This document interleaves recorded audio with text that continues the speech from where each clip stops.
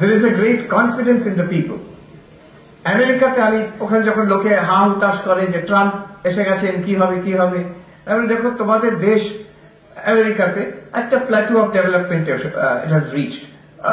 I introduced them to the concept of 19-20 এর তফাৎ.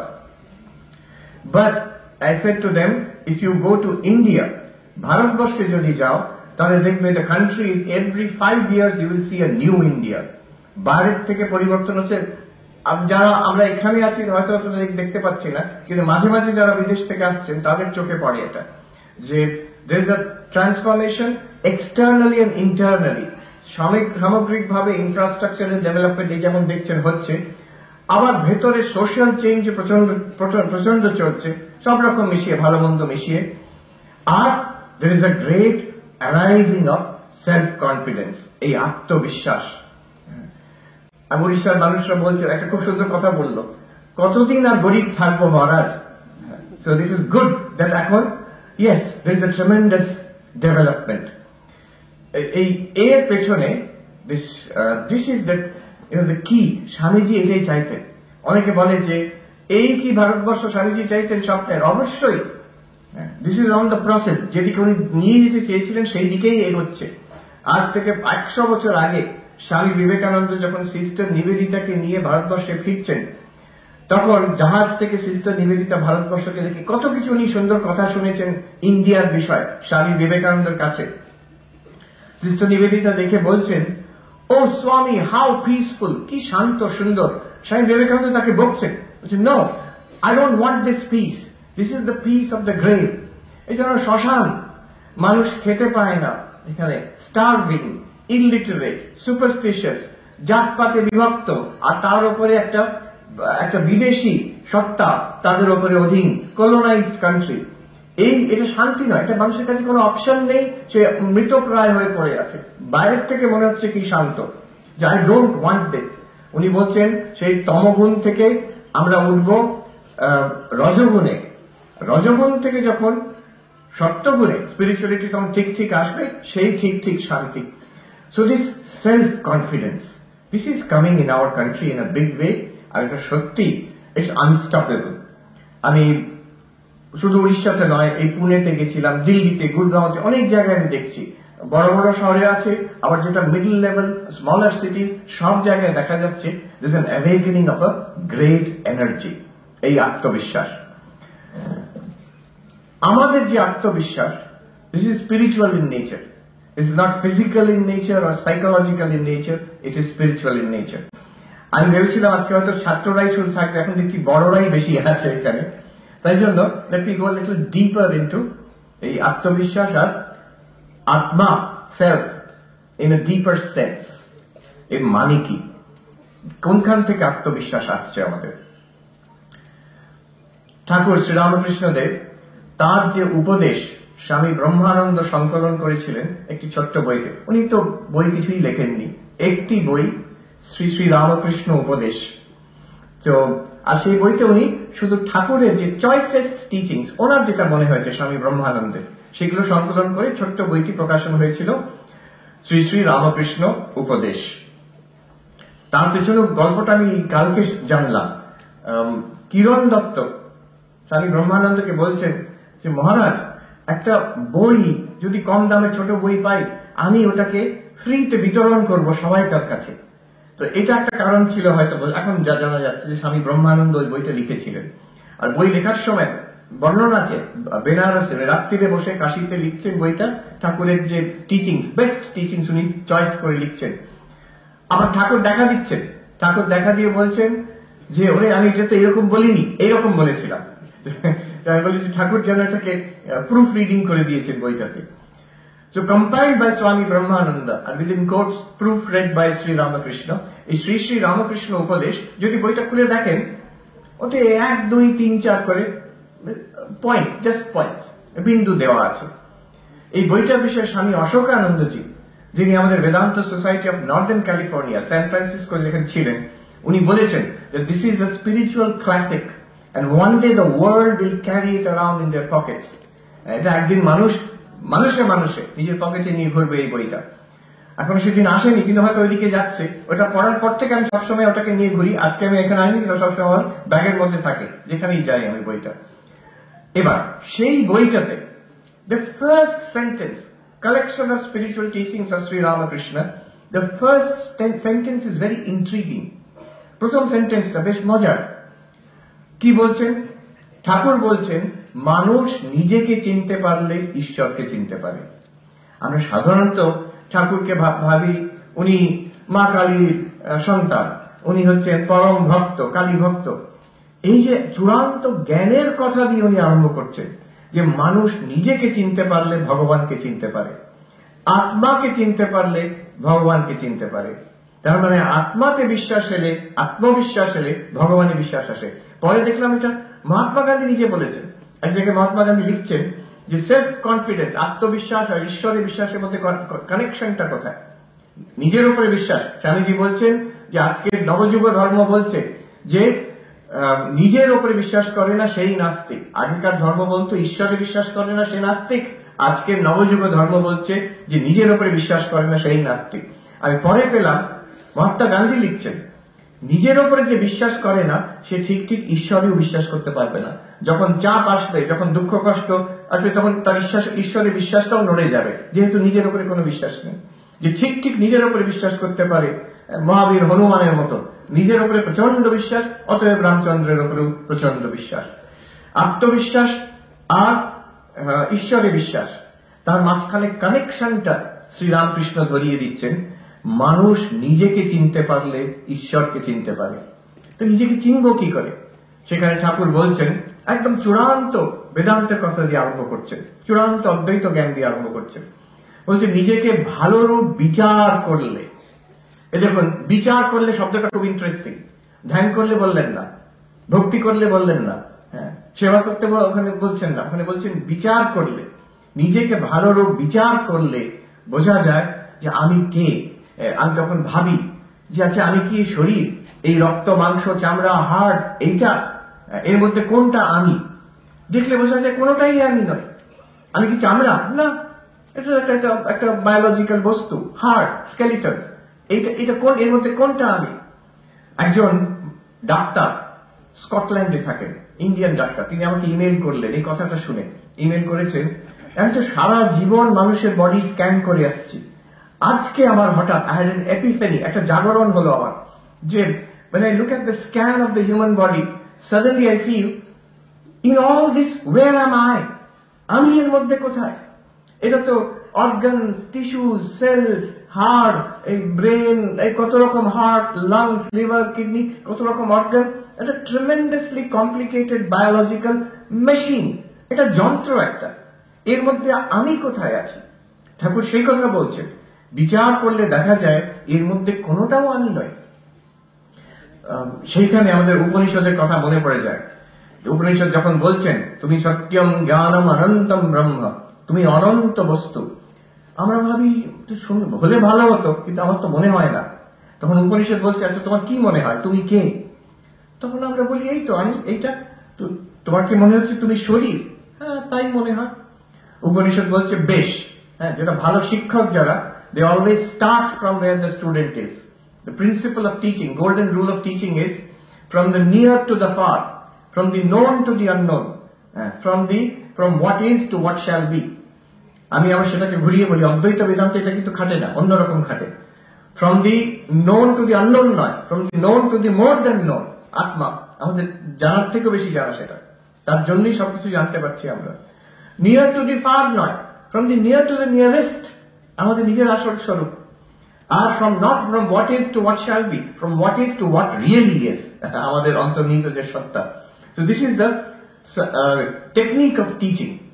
উপনিষদে বলছে যে তাহলে শরীরটাকে মেনে নাও যে আমি, এবার বিচার করে দেখো যে এটা কি সত্যি আমি। শরীর তো পাল্টে পাল্টে যাচ্ছে, শৈশবে, তারপরে যখন teenager, young person, middle age person, শরীর তো ক্রমাগত পাল্টে যাচ্ছে, ট্রেমেন্ডাসলি চেঞ্জিং।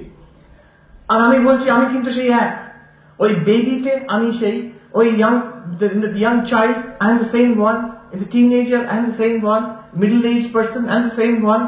তো যে আনচেঞ্জিং আর যেটা চেঞ্জিং, এই দুটো এক হতে পারে না। Changing body and আনচেঞ্জিং self, how can it be the same?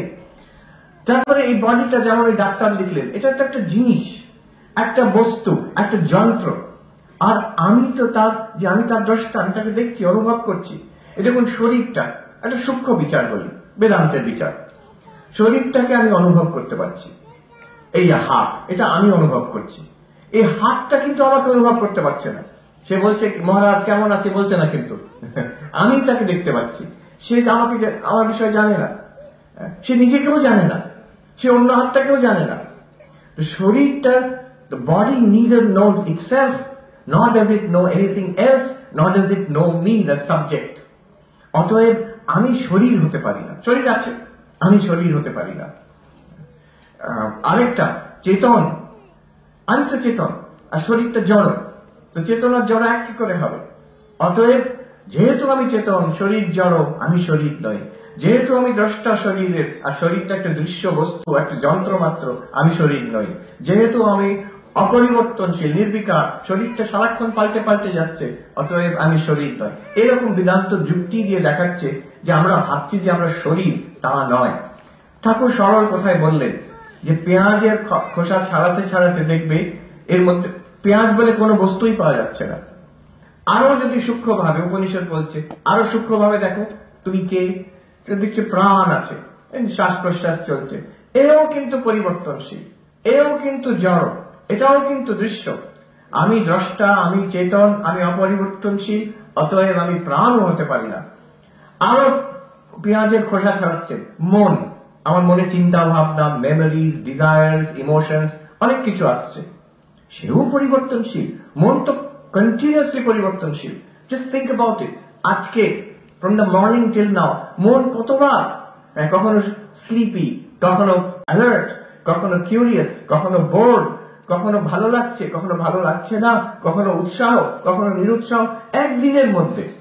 তো মন তো কন্টিনিউয়াস পাল্টে যাচ্ছে। অথচ আমি কিন্তু সেই যে the one who saw the sleepy mind, the same one is seeing the active mind. The one who saw the scattered mind, the same one is seeing the concentrated mind.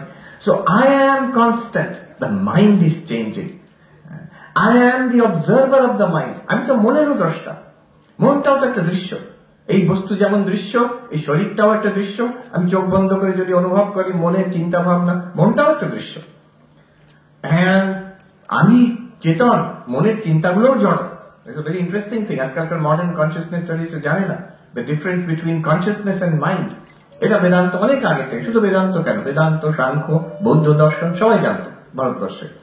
তো মনটাও আমি নই, মনের মধ্যে সেই বুদ্ধির ফাংশন, সেটাও আমি নই। এইভাবে উপনিষদ সেই যেন ঠাকুরের কথায় পেঁয়াজের খোসা ছাড়াতে ছাড়াতে আমি কে?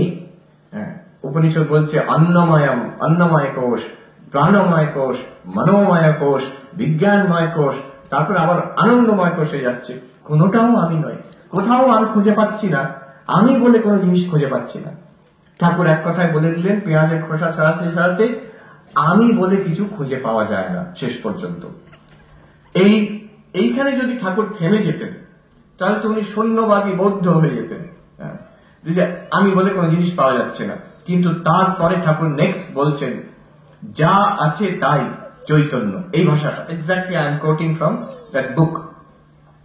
What remains is my own existence, consciousness. আমি আছি, there is no doubt about it. আর আমি চেতন, যেহেতু আমি অনুভব করছি সবকিছু। So this existence consciousness, এইটাকেই ঠাকুর বলছেন আমাদের আসল স্বরূপ, আত্মা। এতে হলোটা কি? এটা বিচারের ব্যাপারটা খুব সূক্ষ্ম। একবার আমি একজনকে বোঝাচ্ছি এটা, নিউ ইয়র্কে সেন্ট্রাল পার্কে হাঁটতে হাঁটতে, হিন্দিভাষী তিনি, সব শুনে যে আমি শরীর নই, মন নই, আমি চৈতন্য আত্মা বলে উনি বলছেন। তো কি হয়েছে তাতে? কি হয়েছে দেখুন, this a great gain in this. একটা বিশাল লাভ আছে এতে, যে জিনিসটা তার প্রপার্টি গুলো সেখানে থাকে। যেমন এই যে শার্টটা হচ্ছে অরেঞ্জ কালারের, তো এই শার্টটাকে, আমি শার্ট নই আর শার্টটা অরেঞ্জ, অতএব আমিও অরেঞ্জ নই, আমি শার্টও নই, অরেঞ্জও নই, আমি শার্টের দ্রষ্টা, আর অরেঞ্জ কালারটা শার্টে রইল, আমার মধ্যে নয়। আমি অরেঞ্জ শার্ট দেখতে গেলে আমি অরেঞ্জ হয়ে যাচ্ছি না, অবভিয়াস। কিন্তু শরীরের যে গুণ, শরীরের যে characteristics, this should stay in the body. একজন হিন্দিভাষী সাধু হিমালয়তে বলছে কি করে বেদান্ত অ্যাপ্লাই করবে, বলছে খুব সূক্ষ্ম জিনিস, একটা সুন্দর জিনিস বলছেন, जो चीज जहां की है महात्मा जी उसको वहीं रहने दो, যেটা যেখানকার সেটাকে ওইখানে রেখে দিও। যেমন আমার শরীর আস্তে আস্তে বৃদ্ধ হচ্ছে, there are wrinkles in the body, আমার অত এনার্জি পাই না, মাঝে মাঝে শরীর খারাপ হচ্ছে, আমার এই কষ্ট না। যদি you see this characteristic, the aging of the body is in the body, আমি তার দ্রষ্টা। যেমন এই শার্টটা যদি অরেঞ্জ হয়, অরেঞ্জটা তো শার্টের মধ্যে, এটা আমার মধ্যে নয়। তেমন ঠিক তেমনই the wrinkles in the body, the small physical illnesses in the body, এগুলো সব শরীরের মধ্যে, আমি তার দ্রষ্টা। So a little gap opens up between you psychologically, between you and the body. কত উপনিষদে আছে যে শরীরটা একটা রথ। এই যে আপনি দেখছেন গাড়ি, এই শরীর একটা রথ, আপনি শরীর নন, আপনি রথী, প্যাসেঞ্জার। বলছেন শরীর একটা রথ, তখনকার দিনে রথ ঘোড়া টানছে, তো ইন্দ্রিয় গুলো হচ্ছে ঘোড়া, যেন টেনে নিয়ে যাচ্ছে। আর কোন পথে দৌড়চ্ছে, যে রূপ রস গন্ধ স্পর্শ যে আমাদের যেগুলো দেখছি জগতে, এগুলো হচ্ছে রাস্তা, তার উপর দিয়ে ছুটছে ঘোড়া। আর মনটা কি বলছে, মনটা হচ্ছে যে লাগাম দিয়ে ঘোড়াতে টেনে ধরা হয়, সেই লাগামটা হচ্ছে মন, মানে আমাদের গাড়িতে স্টিয়ারিং যেমন, সেটা মন। আর কে চালাচ্ছে গাড়ি? আমরা ভাবছি হয়তো আমরা গাড়ি চালাচ্ছি, তাও নয়, বুদ্ধি গাড়ি চালাচ্ছে, বুদ্ধি রথ চালাচ্ছে। তা লাগামটা বুদ্ধির হাতে, ড্রাইভার বুদ্ধি। তাহলে আমি কে, আপনি কে এই রথের মধ্যে, এই রথরূপ শরীর মনের মধ্যে আমি কে? বলছেন আপনি প্যাসেঞ্জার, আপনি শুধু ওতে যে রথী, ওতে বসে আছেন, ওতে যাচ্ছেন দ্রষ্টা চৈতন্য, আপনার জন্যই সব চলছে। এই শরীরটা তার মানে হচ্ছে উবার ওলা, ওলার মতন এই শরীরটা। আমরা দেখেছি, আমাদের কর্মফলে দেখেছেন, আপনি মোবাইলে দেখে নিয়েছেন, এসে গেছে, তার মধ্যে আমরা এখন জন্ম হয়ে সে চলছে জীবনের পথে। একদিন ছেড়ে দেবে আপনাকে, তাতে কোনো দুঃখও নেই, শরীর নিজের মতন পঞ্চভূতে মিলিয়ে যাবে, ওলা গাড়ি চলে যাবে। কিছুদিন আগে আমেরিকাতে সান ফ্রান্সিসকো শহরে, ওখানে যিনি একজন মহারাজ আছেন স্যাক্রামেন্টোতে, আমাকে বলেন আপনাকে একটা জিনিস দেখাবো, চলুন। গাড়িতে বললেন, ওই ডাকলেন ড্রাইভারলেস কার, তো এসে হাজির হলো গাড়ি, কোনো ড্রাইভার নেই তার মধ্যে। তো তাতে মহারাজ বসলেন, আমি বসলাম, আপনি সামনে বসুন, এটা অনুভব করুন। তো বেশ চলছে, সেখানে সিট, ড্রাইভারের সিটে ক্রস দেওয়া আছে, কেউ বসতে না পারবে, আর হ্যান্ডেল নিজের মতন চলছে, আর গাড়ি আপনার সঙ্গে কথা বলছে, বলছে পেছনে যে বসেছে সিট বেল্ট পরেনি।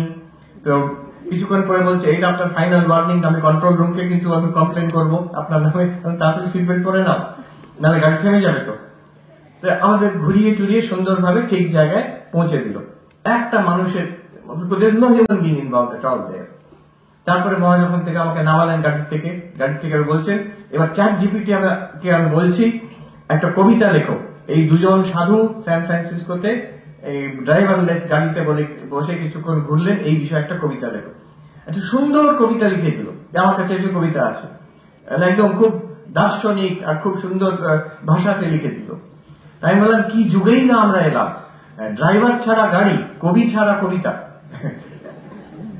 উপনিষদ সেই যুগে বলছে চেতন একমাত্র আপনি, পুরো body mind entire thing is a machine, একটা ফিজিক্যাল মেশিন, একটা সাইকোলজিক্যাল মেশিন, এই দুটোর থেকে আপনি কিন্তু আলাদা।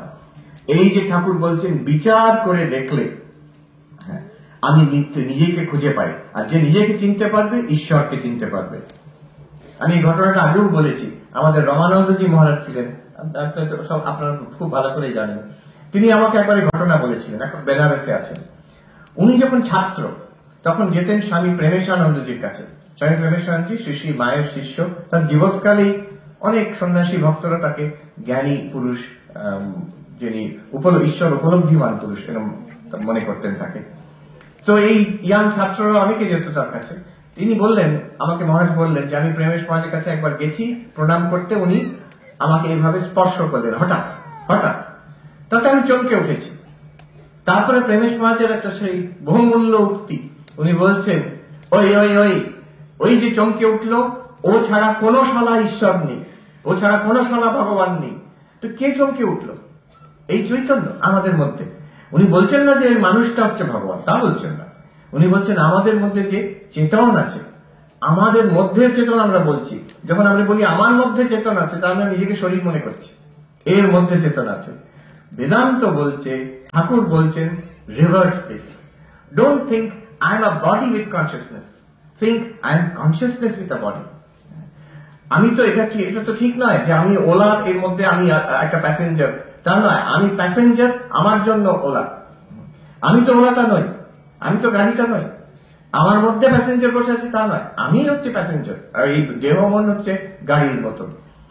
সো দিস কনসিয়াসনেস, মহারাজ যেটা বলছেন, এ ছাড়া কোনো ঈশ্বর নেই কি ভগবান নেই।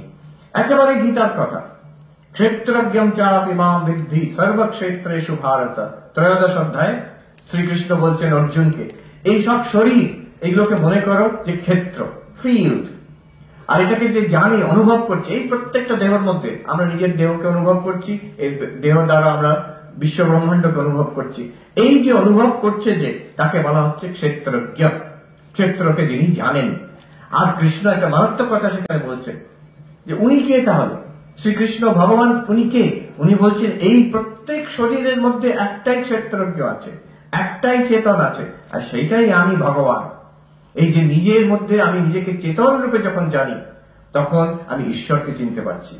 আমি যখন নিজেকে শরীর, তার মধ্যে চেতন আছে, এইভাবে না ভেবে আমি চেতন, I am consciousness with the body, তখন আমি ঈশ্বরের স্বরূপে কিছুটা বুঝতে পারছি। এইটা যখন ধারণা হবে, তখন ঠিক ঠিক আত্মবিশ্বাস আসবে, ঠিক ঠিক আত্মপ্রত্যয় আসবে, ঠিক ঠিক ঈশ্বরে বিশ্বাস আসবে। তখন ঠাকুর বলছেন তখন কি হবে, উনি বলছেন তখন এই ঠাকুরের যে সেই কথা, পাকা আমি আর কাঁচা আমির কথা বলছেন।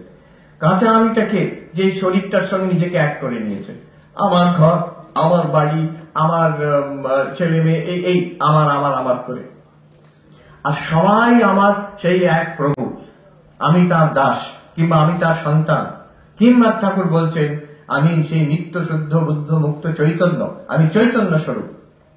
এই যে পেঁয়াজের খোসা ছড়াতে ছড়াতে জানতে পারছি আই এম কনসিয়াসনেস। তো তখন বলছেন সেইটা হবে পাকা আমি। এতে লাভ কি হয়? শঙ্করাচার্য গাইছেন, আমরা সবাই শুনেছি, চিদানন্দ রূপ শিবহম, আমি শুনেছি, গাইও আমরা, কিন্তু তার মানেটা এখন আমরা বুঝতে পারছি। বলছেন মনোবুদ্ধি অহংকার চিত্তানি নাহম, আমি মন নই, আমি অহংকারও নই, আমি চিত্তও নই, আমি বুদ্ধিও নই, আমি কি এই মন বুদ্ধি চিত্ত অহংকারের দ্রষ্টা, আমি চৈতন্য, চিদানন্দ রূপ শিবহম। সেই তখন this oneness of the divine and the human তখন বোঝা যায়। এটা তো জ্ঞানের দৃষ্টি দিয়ে, আবার ধ্যানের দৃষ্টি দিয়েও আছে। আমরা এটা বুঝছি, কিন্তু অনেক সময় মনে হয় এই জিনিসটা তো একটু বৌদ্ধিক ব্যাপার, এগুলো একটা ইন্টেলেকচুয়াল ব্যাপার হলেও কম কথা নয়। কিন্তু আমি একটা জাস্ট বলছি, একটা ঘটনা। এর 1 মাস আগে ইটালিতে ভেনিস শহরে একটা কনফারেন্স হয়, towards a new theory of consciousness. তো চৈতন্য কনসিয়াসনেস কি, this is a hot topic in science today. একটা কনসিয়াসনেস স্টাডিজ একটা মানে বিরাট বড় ইম্পর্টেন্ট টপিক হয়ে গেছে। আপনি যদি গুগল করে দেখেন, এই নিয়ে কত আলোচনা সারা পৃথিবীতে। তো সেই যে ভেনিসে একটা কনফারেন্স হয়, সেটা খুব ইন্টারেস্টিং কনফারেন্স। একজন বিশাল পয়সাদার লোক এখন আছেন, নিকোলাস বার্ডউইন বলে, ওনাকে বলা হয় the homeless billionaire. Homeless billionaire কেন? যে তার প্রত্যেকটা কন্টিনেন্টে বাড়ি ছিল, বলে এত ঝামেলা কে করে, তো সব বাড়ি বিক্রি করে দিয়ে উনি নিজের এরোপ্লেনে থাকতেন, তাই জন্য হোমলেস, তার বাড়ি নেই। কিন্তু তার খুব দর্শনে ইন্টারেস্ট, তো তার একটা ইনস্টিটিউট আছে, বার্ডউইন ইনস্টিটিউট। তো তারা একটা কনফারেন্স করলো, উনি আমার সঙ্গে যোগাযোগ করলেন, বললেন একটু আমার কথা বলতে চাই। তো নিউ ইয়র্কে একটা জায়গায় আমাকে ডাকলেন, সেখানে বললেন এরকম কনফারেন্স আমি করব, পৃথিবীর যারা সেরা নিউরোসায়েন্টিস্ট, পৃথিবীর সেরা কোয়ান্টাম থিওরিস্ট, যারা পৃথিবীর সেরা দার্শনিক ফিলোসফার, এদের সবাইকে আমি এক জায়গায় করব 5 দিনের জন্য। আর সেখানে সবাই আপনারা একসঙ্গে থাকবেন, আলোচনা করবেন, ঝগড়া করবেন, অপরকে বোঝাবেন, যে যা করবেন। So we take this study of consciousness forward. আপনি আসবেন। ঠিক আছে, আমার তো এটা তো দারুণ অপরচুনিটি একটা, এরকম লোকেদের সঙ্গে আলোচনা করার। It's very interesting. সেখানে পৃথিবীর একজন লিডিং নিউরোসায়েন্টিস্ট ক্রিস্টফ কোক তিনি ছিলেন, যিনি এই যে হার্ট প্রবলেম কনসিয়াসনেস মানুষবাবু বললেন ডেভিড চার্মাস, উনি ছিলেন। গুগলের যিনি এআই স্রষ্টা, জেমিনাই স্রষ্টা, ওই ভদ্রলোক ওখানে ছিলেন। গুগলের কোয়ান্টাম কম্পিউটিং এর হেড ছিলেন একজন leading quantum theorist of the world, Carlo রোবেলি, ইটালিয়ান ফিজিসিস্ট, উনি ছিলেন। আরো অনেকে ছিল। আর তাতে আমার একটা অনুভূতি হলো যে এই লেভেলের যে আলোচনা হচ্ছে, what is consciousness from neuroscience perspective, from the philosophy of mind, from quantum theory perspective, from AI perspective, প্রত্যেকটা জায়গায় আমি দেখে অবাক হলাম আর খুব ভালো লাগলো যে অদ্বৈত বেদান্ত যেভাবে বলছে কনসিয়াসনেসকে, তাদের খুব কৌতূহল, তাদের খুব ভালো লাগছে, যারা অনেকে জানতো না এই বিষয়। আর and what an amazing thing, তাদের যা প্রশ্ন, these are the most brilliant minds in the world today, আজকে পৃথিবীতে, তাদের যে ক্ষুরধার প্রশ্ন বেদান্তের বিষয় চ্যালেঞ্জ করে করে প্রত্যেকটা জবাব আছে। এটা আমার খুব দারুণ লাগলো। জবাব আমি দিচ্ছি বলে নয়, এটা বেদান্ত শাস্ত্রে হাজার হাজার বছর ধরে। একদিন আমাকে আত্মপ্রিয়ানন্দ স্বামী বেলুর মঠের সামনে, তখন আমি ব্রহ্মচারী, উনি আমাদের বেদান্ত পড়াতেন। তো আমি একবার জিজ্ঞেস করছি, ভয় একটা প্রশ্ন আছে করবো? তুমি বলছেন তুমি ভয় পাচ্ছ কেন? বেটার ব্রেনস দেন ইয়ার্স, তোমার থেকে অনেক বেশি বুদ্ধিমান লোক হাজার হাজার বছর ধরে বেদান্তকে চ্যালেঞ্জ করেছে, তার জবাব খুঁজে পাওয়া গেছে। অতএব don't think that if you ask a question, তুমি একটা প্রশ্ন করলে যে বেদান্ত দোষে পড়বে তা নয়, তোমার নির্ভয় হয়ে যা প্রশ্ন করতে চায়। And that is true. I found that questions asked by the sharpest intellects, আজকের জগতের যে মানে তারা কি লেভেলের তাদের চিন্তা ভাবনা, ওদের সঙ্গে থাকলে বোঝা যায়। Day and night passionately committed to their fields. Neuroscience করছে তো দিন রাত সেই নিয়ে লেগে আছে। ভেনিসের রাস্তা দিয়ে হেঁটে হেঁটে যাচ্ছে, নৌকো দিয়ে যাচ্ছে, সারাক্ষণ ওই আলোচনা চলছে, দর্শন আর নিউরোসায়েন্স, এদিকে কোয়ান্টাম থিওরি আর ওদিকে এআই, এরকম। আর এক একটা মানে যেমন সিনটিলেটিং মোমেন্টস, যিনি কার্লো রোবেলি যে কোয়ান্টাম থিওরিস্ট, আমাকে বলছেন জানেন এই সারা পৃথিবী যা দেখছেন, this is due to information, quantum interaction between একদম টাইনিয়েস্ট অফ পার্টিকলস। প্রত্যেক জিনিসে দে এক্সচেঞ্জ ইনফরমেশন। কিন্তু কেমন বোঝাচ্ছেন, চা খাওয়া হচ্ছে, ওখানে কাঁচের গ্লাস আছে, আপনি দেখতে পাচ্ছেন গ্লাসটাকে দেখছেন? হ্যাঁ দেখতে পাচ্ছি। তা ওটার ইনফরমেশন আপনার কাছে পৌঁছেছে? হ্যাঁ পৌঁছেছে। আপনি কেয়ারফুলি দেখুন, আপনার মুখের প্রতিবিম্ব কিন্তু রিফ্লেকশন ওই গ্লাসের মধ্যে আছে, গ্লাসের মধ্যেও কিন্তু আপনার ইনফরমেশন পৌঁছে গেছে। ঠিক তেমনি everything in the universe is due to this quantum interaction. তার ইন্টারপ্রিটেশন অফ কোয়ান্টাম থিওরি। আর উনি বলছেন আমাকে, কে আওয়াজ করছে এখানে? I can hear you, everybody can hear you, so I don't have to silence it. বলছেন আমাকে, আমি যখন এইসব কথা বলি, ইটালিয়ান ফিজিসিস্ট, তার বইগুলো ইটালিয়ান থেকে ট্রান্সলেট হয়ে খুব সুন্দর লেখা ইংলিশে পাওয়া যায়। উনি বলছেন যে এই যে আমি কথাগুলো যখন বলি, everything is due to quantum interactions, this whole universe is a manifestation of quantum interactions. আমাকে লোকে বলে আপনি নাগার্জুন পড়েছেন? আমি বলি নাগার্জুন কে? আমি পড়ে দেখছেন যে উনি অবাক বলছেন, আমি অবাক হয়ে গেলাম। 1800 বছর আগে এই ভারতবর্ষ ইন্ডিয়াতে একজন বৌদ্ধ দার্শনিক, তিনি তার যে ওয়ার্ল্ড ভিউ, ইন্টারডিপেন্ডেন্সের কথা যেটা বলছেন, ওনার মূল ও মাধ্যমক কারিকা, রুট ভার্সেস এমটিনেস, সেখানে যে কথা বলছেন, আমি 21st সেঞ্চুরিতে কোয়ান্টাম থিওরিস্ট, আমার লেটেস্ট কাটিং এজ ইন্টারপ্রিটেশন এক জিনিস, not that he knew quantum theory, কিন্তু তিনি দার্শনিক ভাবে চিন্তা করে, ধ্যান করে, দার্শনিক চিন্তাতে যে ধারণা করেছেন বিশ্ব ব্রহ্মাণ্ডে, আজকে কোয়ান্টাম থিওরি সেই কথা বলছে। তো এই আমি what I wanted to say, আরো যেমন পৃথিবীর সেরা নিউরোসায়েন্টিস্ট, তিনি কিছুক্ষণ কথা শুনে একদিন দুদিন পরে আমাকে বলছেন, এই যে আপনি অদ্বৈত বেদান্তের কথা বলছেন, আমাকে একটা বই সাজেস্ট করতে পারেন? আমি সাজেস্ট করলাম, আর এরা কত সিরিয়াস, আমি অষ্টাবক্র গীতা সাজেস্ট করলাম। তিনি আবার কনফারেন্সের পরে আমাকে ইমেল করলেন, আমি বইটা কিনে পড়ে নিয়েছি, it is on my bed side, I read, আমার খুব ভালো লেগেছে, every night I read a few versus, এখন আমি এই কয়েকটা জিনিসের ব্যাখ্যা চাই। তো আমি আবার কিছু ব্যাখ্যা পাঠালাম, ওরা সঙ্গে সঙ্গে জিনিসটাকে লুকিয়ে নিচ্ছে। তারপরে একদিন, এগুলো আজকে প্রসঙ্গ না, কিন্তু আমি বলে দিচ্ছি কেমন আমাদের যে দর্শন, ভারতবর্ষের প্রাচীনতম দর্শন, আজকে কিভাবে নতুন ভাবে উই আর রিডিসকভারিং ইট। স্বামী বিবেকানন্দ বলেছেন that the answers to these questions were found in ancient times. প্রাচীন কালে জবাব আছে এইসব প্রশ্নের। কনসিয়াসনেস কি, what is matter, what is the universe, এর জবাব আছে। কিন্তু these answers gather strength as they roll down the centuries. যখন সময়ের প্রবাহে ওই একই উপনিষদের বাণী নূতন রূপ ধারণ করছে, নূতন স্ট্রেংথ গ্যাদার করছে। এক সময় সেই উপনিষদের বাণী বৌদ্ধরা চ্যালেঞ্জ করছে, বেদান্তীরা তাদের অদ্বৈত বেদান্ত দর্শন ডেভেলপ করছে। So you have a new form of that same Upanishadic teaching. আজকে আমাদের কোয়ান্টাম থিওরির যুগ, আর্টিফিশিয়াল ইন্টেলিজেন্সের যুগ, নিউরোসায়েন্সের যুগ। তো সেই বেদান্ত আজকের যুগে আরো সমৃদ্ধ হবে কিভাবে? with interaction with physics, with neuroscience, with AI.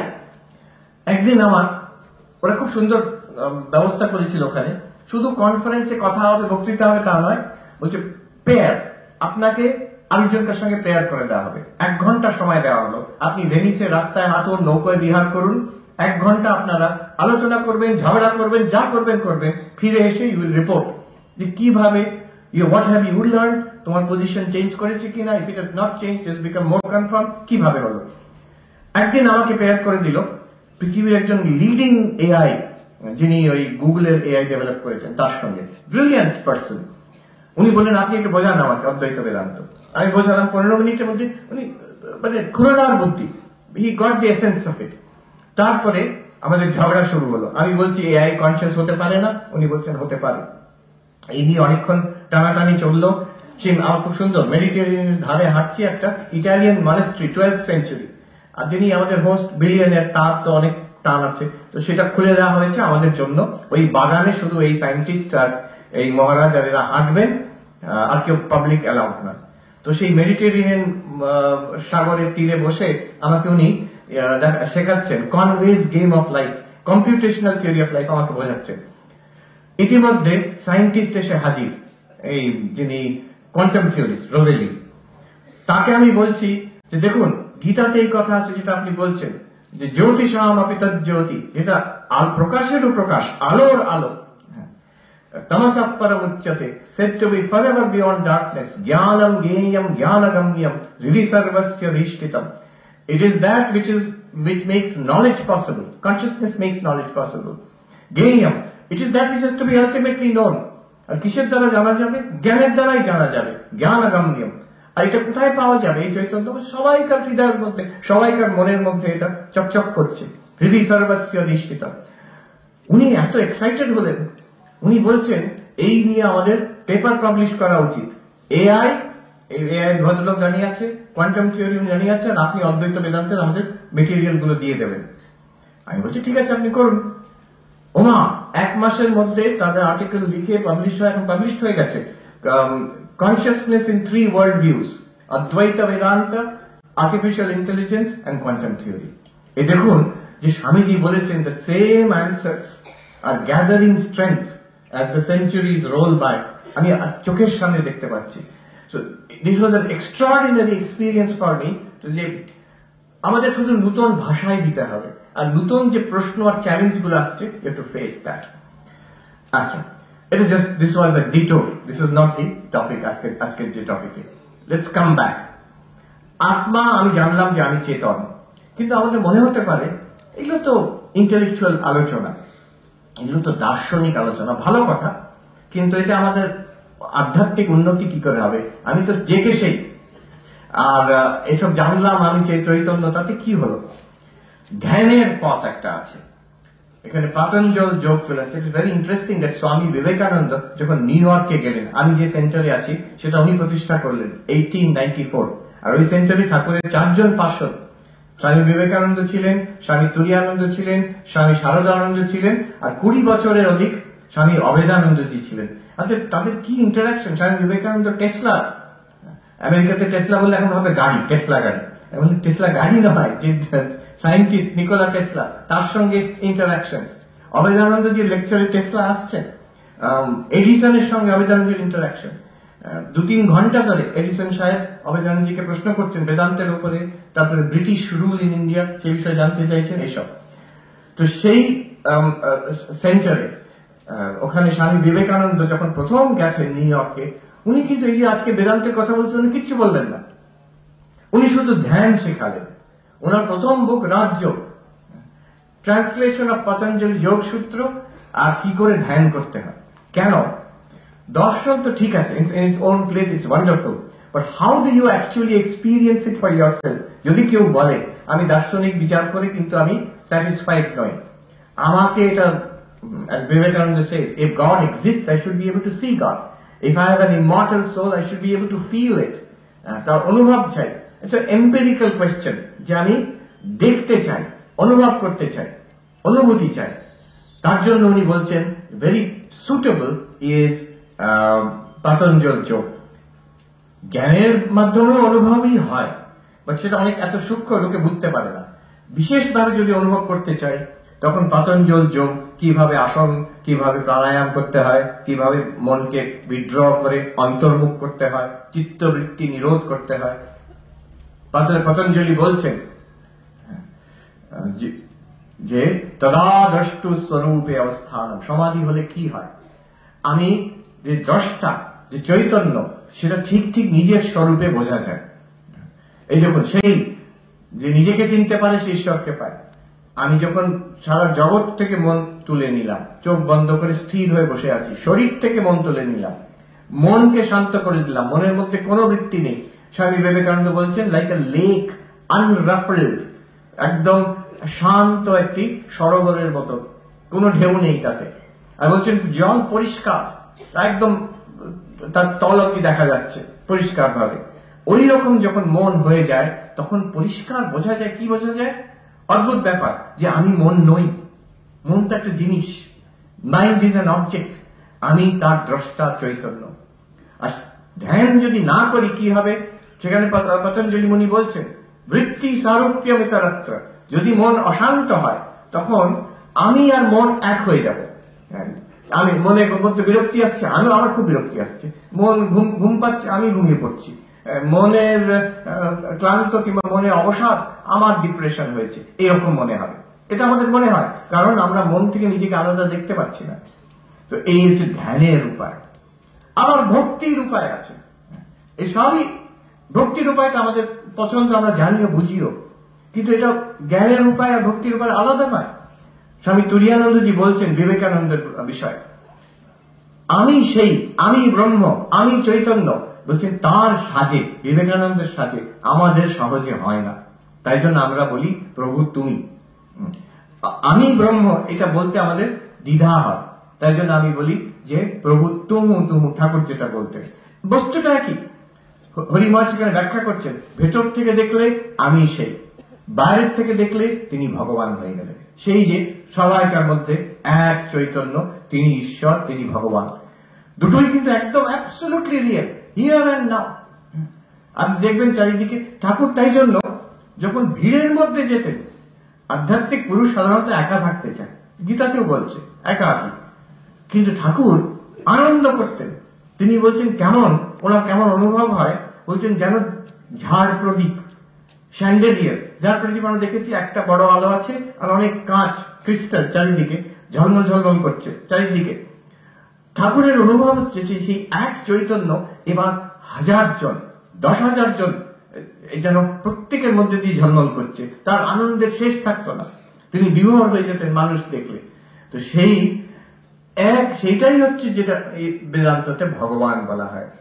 Shrikrishna বলছেন ক্ষেত্রজ্ঞম চাপি মাং বিদ্ধি সর্বক্ষেত্রেষু ভারত। এটা ভক্তির দিক থেকে দেখতে গেলে। আবার সেই বস্তুই কর্মের দিক থেকে মোস্ট পাওয়ারফুল। ঠাকুর বলছেন শিবজ্ঞানে জীব সেবা। এবার আমার শিব এই রূপে সমগ্র আমার। স্বামী বিবেকানন্দ বলছেন my God the hungry, my God the sick, my God the poor, my God the ignorant, my God the wicked. These are the special object of my worship. বলছেন ঈশ্বর সবাইকার মধ্যে আছেন, কিন্তু যে গরিব, দরিদ্র, খেতে অভুক্ত, যে অজ্ঞ, পড়াশোনা করতে পারেনি, যে আবার হয়তো বিপদে চলে গেছে, হ্যাঁ, তাকে হয়তো জেল খাটতে হচ্ছে, এই যে সবাইকার মধ্যে হচ্ছে special object of my worship. এই কিরকম বেদান্ত, সেই প্রাচীন বেদান্তেরই নূতন সংস্করণ এটা। সেই বিরাট রূপে ঈশ্বরকে দেখছেন সবাইকার মধ্যে, যাকে আমরা মা দুর্গা রূপে পুজো করি দুর্গা পুজোতে, সেই মা দুর্গা এখন ছড়িয়ে আছেন এই সমগ্র এই যে জনসমুদায়, এই ঈশ্বরই ঝলমল করছেন এই সব রূপে। তখন হয়ে যায় সাধনা, হয়ে যায় সেবা। সেবা মানে এখানে সোশ্যাল ওয়ার্ক নয়, সেবা মানে এখানে একবার নরেন্দ্রপুরে জার্মানি থেকে 5 জন এক্সপার্ট এসেছিলেন। তো নরেন্দ্রপুরে তখন অসত্যানন্দজি মহারাজ ছিলেন, আমাকেও ডেকেছিলেন, আত্মপ্রিয়ানজি ছিলেন, অন্য মহারাজ ছিলেন। তারা জানতে চায় রামকৃষ্ণ মিশনের বিষয়। তো তারা জার্মান ভাষায় বলছেন ইন্টারপ্রিটেশন।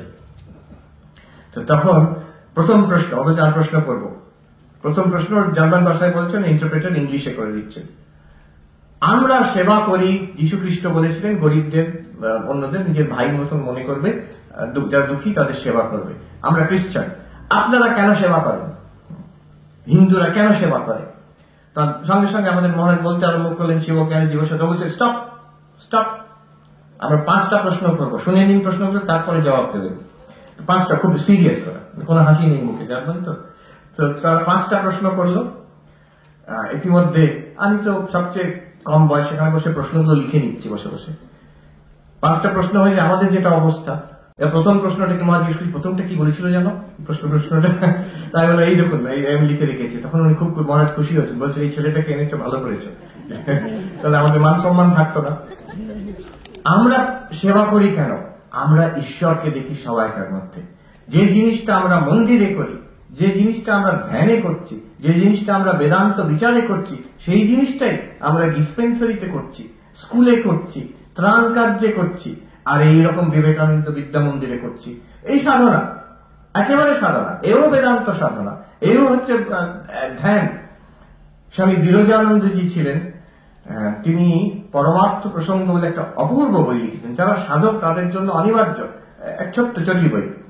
তার মধ্যে এক জায়গায় বলছেন, এই যে শিবজ্ঞানে জীব সেবা, এর মধ্যে 4টে যোগ আছে, জ্ঞান আছে, ভক্তি আছে, ধ্যান আছে, আর সেবা তো আছেই।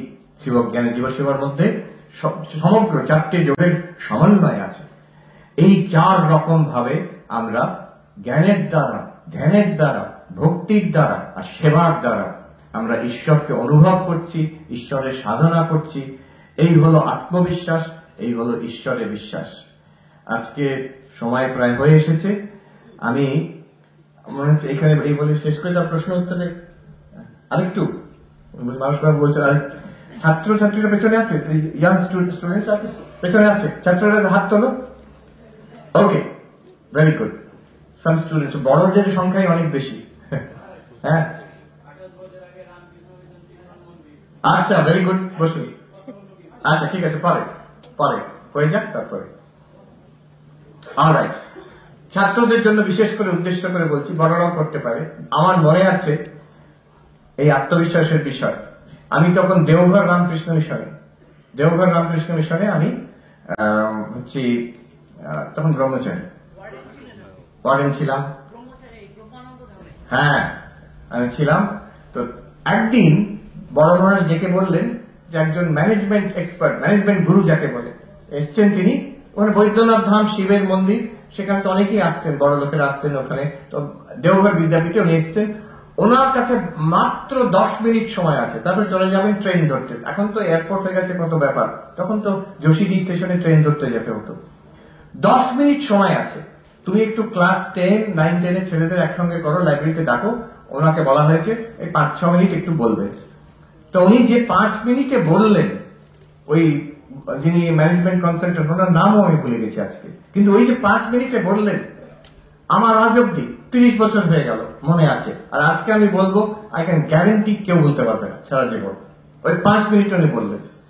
ছাত্রদের উনি বললেন যে তোমরা একটা কাজ করো, তোমরা সবাই হাত তোলো। ছাত্ররা পেছনে আছে, হাত তোলো, আরেকটু হাত তোলো। Very good, put your hands down. এখন উনি বলছেন, C, when I told you to raise your hands, তোমরা হাত তুললে। when I told you to raise your hands little more, আরো হাত তুললে। which means in the first time you did not raise your hands to the fullest possible extent.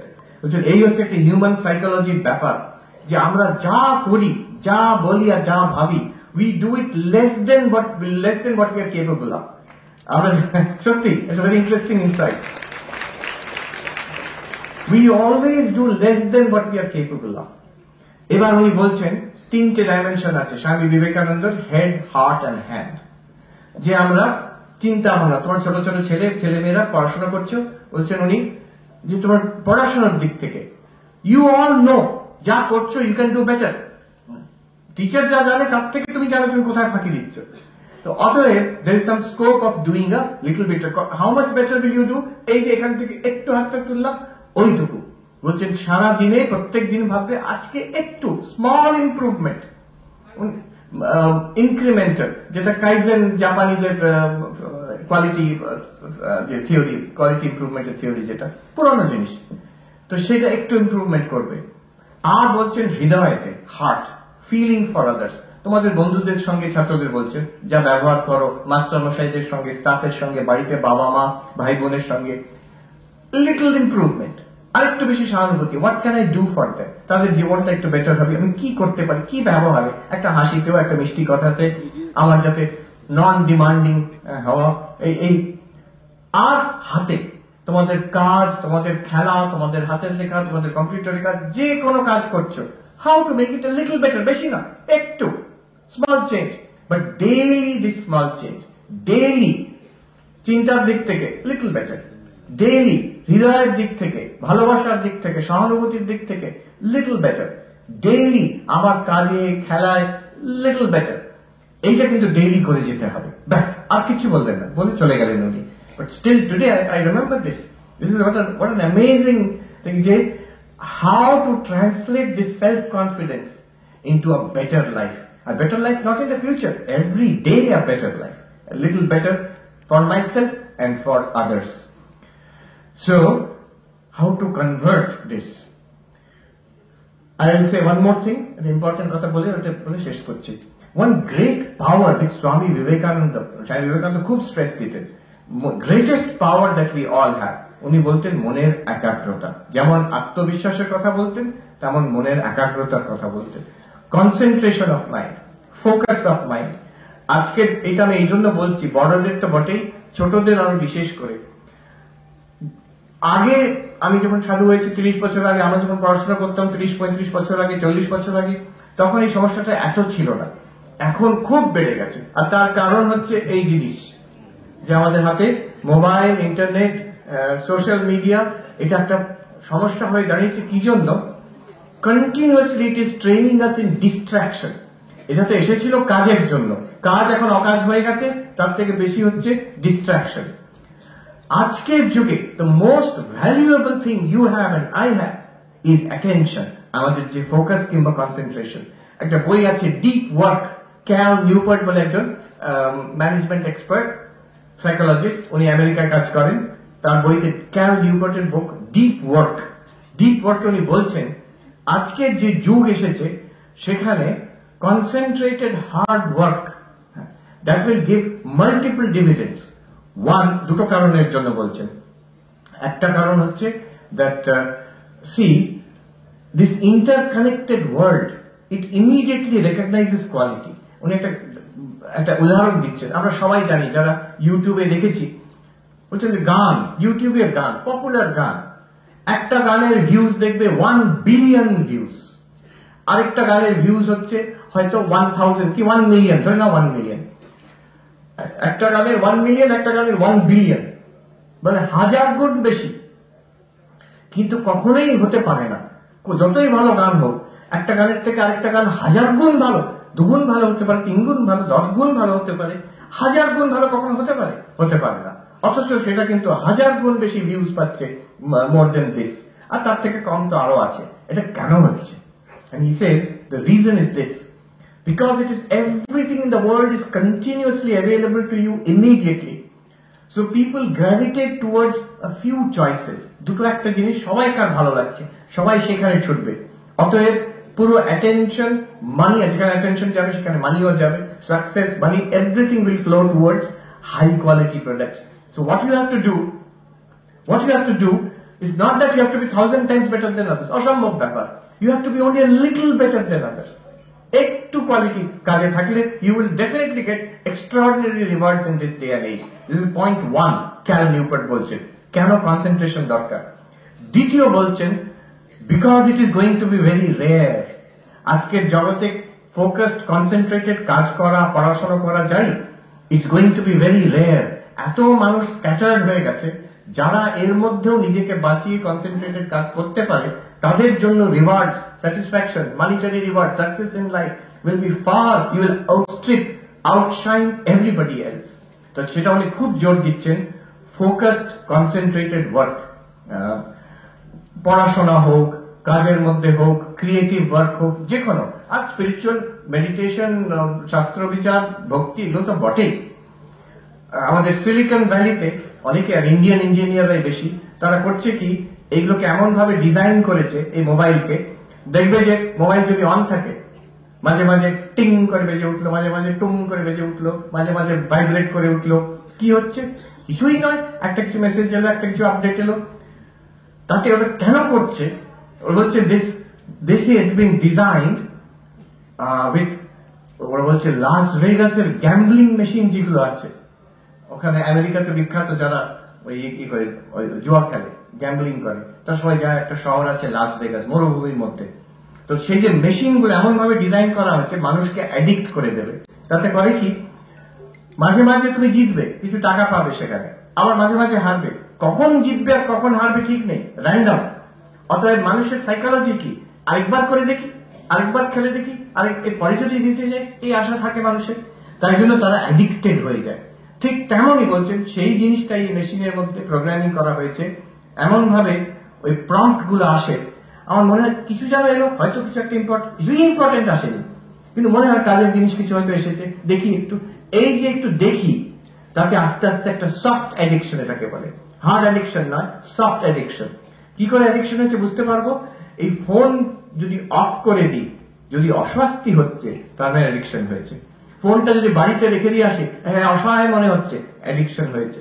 So most of us we have slowly been addicted to this, আর তার একটা বড় ক্ষতি হচ্ছে power of attention. Concentrated অন্তত 20, ওই curl Newport বলছে 25 minute 30 minute টানা কাজ করা উইদাউট লুকিং এট এনিথিং এলস, এই ক্ষমতাটা যদি হারিয়ে যায়, কোনো কাজে তখন সাকসেসফুল হবে না। There is a new term, psychologist আমেরিকায় বলছে ইন্টারমিটেন্ট অ্যাটেনশন। ইন্টারমিটেন্ট অ্যাটেনশন মানে ক্লাসে তারা শুনছে না, তারা শুনছে। হ্যাঁ, আমি বললেন যে হার্ভার্ড ইউনিভার্সিটিতে একটা করতাম, পেছন দিকে গ্যালারিতে বসে আমি ক্লাসে আমি অবজার্ভ করতাম ছেলেমেয়েরা কি করছে। তারা যে প্রফেসরের কথা শুনছে না তা না, শুনছে, কিছুটা শুনলো, তারপরে আবার ল্যাপটপে দেখলো, ল্যাপটপে ওটাকে সার্চ করে দেখলো যে উনি কি বলছেন, সেখান থেকে আরেকটা জায়গা, ওখান থেকে আরেকটা জায়গায়, তো অনেক দূরে চলে গেল, আবার ঘুরে ফিরে উনি কি বলছেন। এইভাবে ক্লাস করা হয় না। হ্যাঁ, তার মাঝখানে বিগ চান্স অফ ইনফরমেশন চলে গেছে। শুধু তাই নয়, ক্যাল নিউপোর্ট বলছেন একবার কনসেন্ট্রেশন ডিস্টার্ব হয়ে গেলে ওটাকে ফিরিয়ে এনে সাস্টেন করা বেশ কয়েক মিনিট আবার লাগে। চট করে হয়ে যাবে না যে আমি আবার কনসেন্ট্রেটেড হয়ে যাবো, যোগীদের ছাড়া হবে না এটা। অতএব the habit of distancing myself from this and I will be the master, এটা ছাড়া কাজ চলবে না আজকের জগৎ, ইম্পসিবল। আমরা যখন ভেবেছিলাম যে ছাত্রছাত্রীদের দূরে রাখবো, এটা তখন কোভিড এসে গেল, সবাইকে by force every student in the world went online, কিছু উপায় নেই। কিন্তু this is a good servant, it's a terrible master. এই যদি আমাদের মাস্টার হয়ে যায়, অনেক ঝামেলা আছে, কত ঝামেলা যে মানে তোমরা হয়তো কল্পনাই করতে পারে না। আমি এআই এক্সপার্টদের সঙ্গে কথা বলেছি, তারা বলছে এখন যা ঝামেলা দেখছেন এর থেকে কয়েক গুণ বেশি খুব শীঘ্রই, উইদিন নেক্সট ফিউ ইয়ার্স হয়ে যাবে, when all of these become infused with AI, আরো অ্যাট্রাকটিভ, আরো লোভনীয় হয়ে যাবে, এটা ছাড়া থাকতেই পারবো না, এরকম ওরা অবস্থা করে দেবে। কেন করে ওরা? ওদের টাকা। আপনি যত এগুলোকে দেখবেন তাদের অ্যাডভার্টাইজমেন্ট রেভিনিউ পায়, অতএব তাদের they are generating money. There is a saying, when a product is free on the market, then you are the product. যদি মনে হচ্ছে ফ্রিতে দিচ্ছে তোমাকে, আসলে তোমার আমাদের অ্যাটেনশনটাই বিক্রি করা হচ্ছে ওখানে। And it is a terrible thing, যে জিনিসটা আমাদের সবচেয়ে বড় resource, our attention, our concentration, সেটা পড়ার জগতে হোক, কর্মের জগতে হোক, ফ্যামিলি রিলেশনশিপস এর জগতে হোক, আর অধ্যাত্ম জগতে তো বটেই, is very damaging. This, and yet we cannot do without it. It's a powerful technology. এর বিরাট benefits আছে। অতএব it should be under our control. We should not be under the control of these devices. We have to save our power of attention from the various pulls of the world. আমি দেখেছি যারাই successful, আমি Harvard university যেতাম, Nobel laureates তাদের লেকচারে, তারপরে যারা brilliant kids, সারা পৃথিবীর থেকে ভালো ভালো ছাত্রছাত্রী আসছে ওখানে হার্ভার্ডে চান্স পেয়েছে বলে। One thing I notice common to them, Indians, Chinese বিশেষ করে, তারা কিভাবে খাটতে পারে ওই ছেলে মেয়েগুলো। ওয়ান কমন থিং, যেখান থেকে আসুক, যে দেশেরই হোক, যে ঘন্টার পর ঘন্টা একটা জিনিস নিয়ে পড়ে থাকতে পারে। আর ওইসব দেশে একটা সুবিধা হচ্ছে, যদি কেউ এরকম কাজ করতে চায় তার জন্য সুবিধে করে দেয়, তাকে আর কেউ ঘাটাবে না। ইউল বি লেফট অ্যালোন, তুমি মনের শান্তিতে সে কাজ করতে পারবে। So this power of concentration, this is a great, দুটো জিনিস, আত্মবিশ্বাস অ্যান্ড পাওয়ার অফ কনসেন্ট্রেশন, এই দুটো যদি এক জায়গায় হয়ে যায়, এর সঙ্গে ওয়ান মোর ফ্যাক্টর যেটা বললাম, ওই সেবা, নট জাস্ট মাইসেলফ, শুধু আমি আমার না দেখে আরো এক্সপ্যান্ড বিয়ন্ড ইয়োরসেলফ, তাহলে ঠিক ঠিক আত্মবিশ্বাস আসবে, তার ঠিক ঠিক যে কনসেন্ট্রেশন, একাগ্রতা আসবে। If I am only for myself, সেখানে কিন্তু আমি অনেক ছোট হয়ে যাচ্ছি।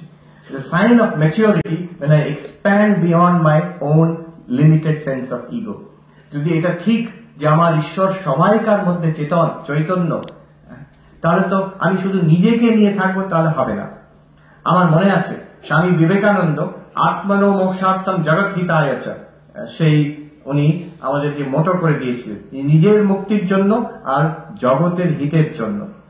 তা আমরা সাধুরা ভাবি কখনো কখনো নিজের মুক্তির জন্য ধ্যান ভক্তি করব, এটা বোঝা গেল, কিন্তু আবার জগতের জন্য কল্যাণে এটা কেন? আবার কেউ কেউ ভাবে জগতের কল্যাণ করার জন্যই তো জীবন, নিজের মুক্তির ব্যাপারটা এটা আবার কি? আমার একজন বন্ধু আছেন, তিনি সন্ন্যাসী, তো তিনি একদিন আমার তার সঙ্গে কথা হচ্ছে, তিনি খুব বড় চাকরি করতেন আমেরিকায়, সব ছেড়ে দিয়ে এসছেন, এখানে খুব ভালো কলকাতার পাশে খুব ভালো কাজ করছেন, অনেক যুবকদের জন্য কাজ করছেন। তার সঙ্গে কথা হলো, আমি বললাম যে দেখুন মহারাজ, আমি যখন সন্ন্যাসী হয়েছি, আমি আত্মনো মোক্ষার্থ, নিজের মুক্তির জন্য আমি সাধনা করব, এটাই আমার ভালো লেগেছে, আর জগতের কল্যাণের জন্য করবো, এটা মন্দ নয়, ঠিক আছে, করলেও ভালো, না করলেও চলবে। আর উনি বলছেন, আচ্ছা তাই নাকি? আমার কিন্তু উল্টোটা, যে আমি ভেবেছিলাম যে মানুষের কল্যাণ করাই যা উদ্দেশ্য, আর এই যে আত্মার মুক্তির কথা বলছেন স্বামীজি, এটা ঠিক আছে, ভালো কথা। এবার দুজনকার জার্নি দেখুন। আমি গত 30 বছর আস্তে আস্তে বুঝেছি, private spirituality is not spirituality. আমি স্পিরিচুয়াল হব, জগতে যা হচ্ছে হোক, তাহলে দেখবে কিছুদিন পরে আমার স্পিরিচুয়ালিটিও হচ্ছে না, আমার মনেও ধ্যানও হচ্ছে না, ভক্তিও হচ্ছে না, শান্তিও হবে না, অন্যদের যদি বাদ দিয়ে দিই আমি। আর উল্টো উনি বললেন, আমি দেখলাম ওনার দিক থেকে, উনি বলছেন যে শুধু মানুষের সেবা করব, আমার আধ্যাত্মিক উন্নতির দিকে নজর নেই, কিছুদিন পরে দেখবো সেখানে ফ্রাস্ট্রেশন এসে যাবে। মানুষের জন্য কাজ করতে অনেক ঝামেলা ফেস করতে হয়, সেখান থেকে হবে কি, তখন আমি স্যাটিসফ্যাকশন চাইবো, সে কৃতজ্ঞ হবে, আমার কৃতজ্ঞ না হলে আমার রাগ হচ্ছে, রেকগনিশন না হলে আমি তো ভালোর জন্য করছি, সব কাজটাই পণ্ড করে দিল। এই সবই ঝামেলা হবে যখন যদি আমার ভেতরে আধ্যাত্মিক মন শান্ত নয়, মাইন্ড ইজ নট প্রেয়ারফুল, হৃদয় ভক্তি ভালোবাসা নেই, তখন যদি আমি মানুষের কল্যাণ করতে যাই, তাতে কিন্তু হবে না। অতএব উনি বলছেন, আমি আত্মনো মোক্ষার্থমটা বুঝলাম কেন দরকার, আমি বললাম যে জগৎ হিতায়টা আমি বুঝলাম এটা কেন দরকার। ঠাকুর স্বামীজি এই জন্য বলেছেন, দুটো আলাদা নয়। নিজেকে চিনতে পারলে ঈশ্বরকে চিনতে পারে। ক্ষেত্রজ্ঞম চাপি মাং বিদ্ধি সর্বক্ষেত্রেষু ভারত, ওই এক চৈতন্যই সবাইকার মধ্যে যে আছেন, সেই হচ্ছেন ভগবান। অতএব আত্মার মুক্তি আর জগতের কল্যাণ একই জিনিস, দুটো আলাদা নয়। ওই তত্ত্বমসি, তুমি সেই, অহম ব্রহ্মাস্মি, আমি ব্রহ্ম, এর মানে কিন্তু এটা এক হয়ে যাচ্ছে। এই কথা বলে আমি শেষ করছি। আমি পরবর্তীকালে তো কোয়েশ্চেন আনসার আছে। আচ্ছা, ওম শান্তি শান্তি শান্তি, হরি ওম তৎসৎ, শ্রী রামকৃষ্ণার্পণমস্তু। থ্যাংক ইউ, ধন্যবাদ।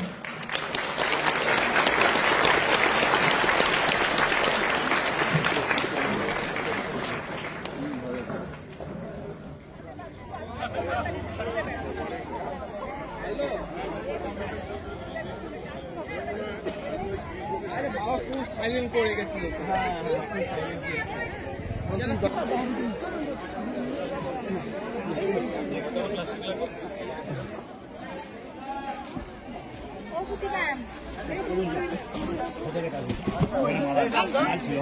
ওইদিকে ডাকছে দুজন ওই লেগুসারের কাছে।